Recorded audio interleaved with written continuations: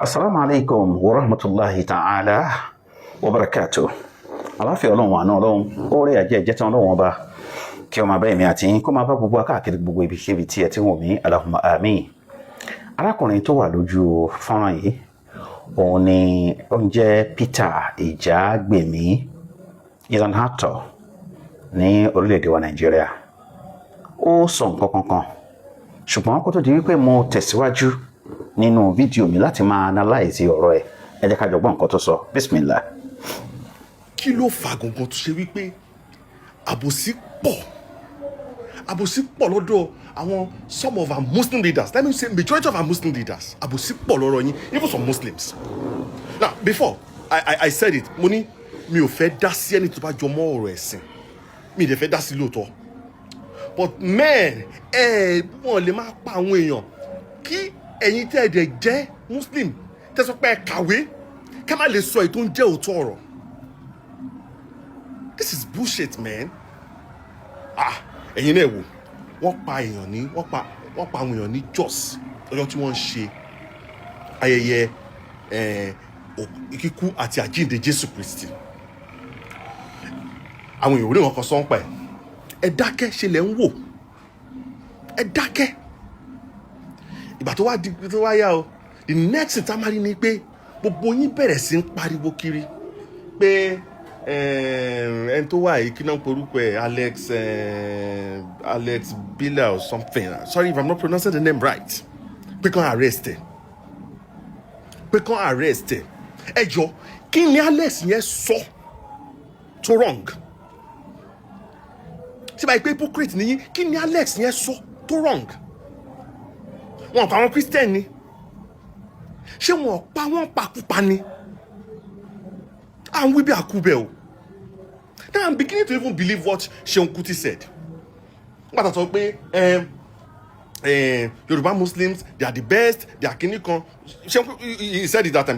He said mo ṣe pé ó ní gbogbo wọn they are the same. Pé torí pé tí ì pọ̀ tó, nọ́mbà yẹn ò tí ì tó, agbára yẹn ò tí ì sí ń bẹ̀ láti ṣe ọkọ táwọn ará náà ti ṣe, òun lè ṣe. Because I don't know. Nígbà tí èèyàn.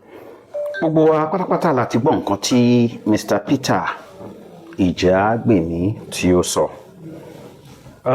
Mo wá fẹ́ máa mú un lẹ́yọ kọ̀ọ̀kan.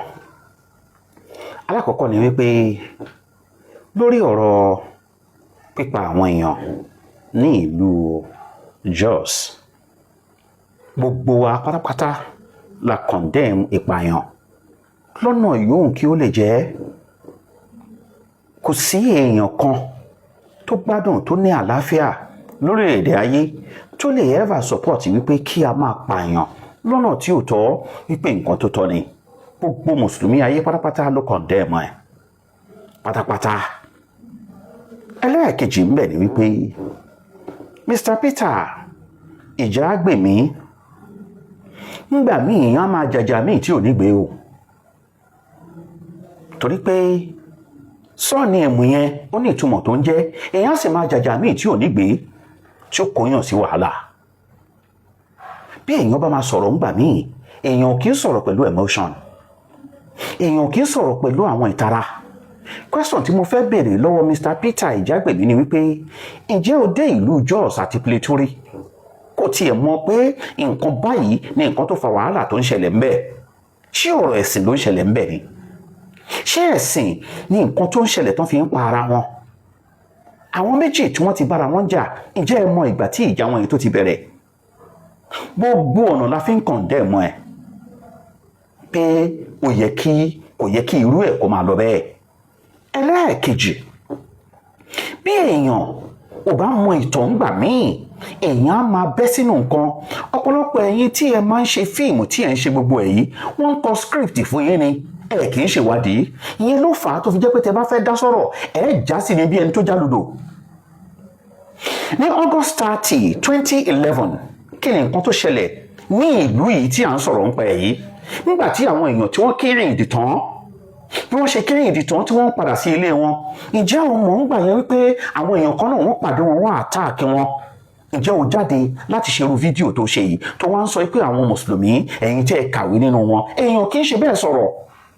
ẹlẹ́ẹ̀kejì nígbà wọn máa tún wá sọ̀rọ̀ òun kò tí ẹni tó ṣe pé tó bá mú délé ẹjọ́ láti wá ṣe witness kò lè ṣe witness ní ilé ẹjọ́ nítorí ẹni tó ń fa nǹkan ẹni tó ń mu ọtí ẹni tó bá ti wà under any drug influence kò lè witness ní ilé ẹjọ́ irú ẹni bẹ́ẹ̀ ìwọ wá ń lo ọ̀rọ̀ ẹ̀ láti fi máa ṣe àtakò fún mùsùlùmí jẹ́ n béèrè question kan lọ́wọ́ ẹ̀ kí ni population gbogbo Yorùbá pátápátá population gbogbo Yorùbá were estimated about 55 million gbogbo Yorùbá lápapọ̀ mùsùlùmí kìrìsìtẹ́nì àti ẹni tí ò ṣe mùsùlùmí àti kìrìsìtẹ́nì 55 million mùsùlùmí láàrin 55 million yìí 27 million ni population mùsùlùmí láàrin wọn ìwọ wá ń sọ wípé nǹkan tí wọn ò ṣe máa hùwà tí wọ́n ń hù ní Plateau Jos yẹn òun náà ni pé wọn ò pọ̀ tó kí ló dé tẹ́ ẹ bá máa sọ̀rọ̀ ẹ máa pe àrò àti ọ̀dọ̀fin ọpọlọ yín papọ̀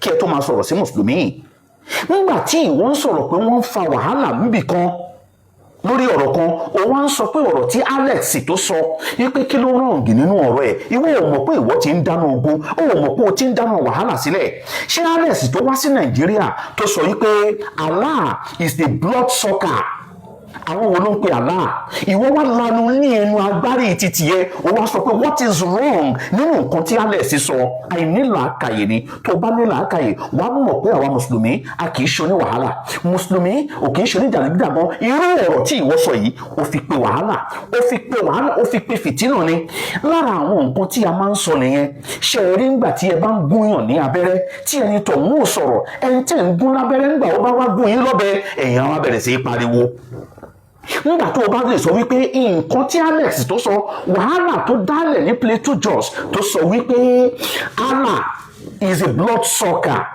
àwọn wo ló ń lo Allah àwọn wo ló ń lò ó mùsùlùmí ló ń lò ó ìwọ wá sẹ́lẹ̀rì tiẹ̀ wípé nǹkan tó sọ kí ló rọ̀ǹgì nínú ẹ̀ Peter Ìjàgbèmí ó máa dáa tí o bá fẹ́ sọ̀rọ̀ ó ti ní òkè ń dá sí ọ̀rọ̀ sìn bọ̀ tó bá fẹ́ dá sí ọ̀rọ̀ ẹ̀sìn jọ nítorí ìtọ́lọ́hun máa invite àwọn kìnìún yẹn kó tó di pé wọn máa dá sọ̀rọ̀ subhana rabbika rabbil izzati amma yasifun wasalaamu ala al-mursalin alhamdulillahi rabbil alamin.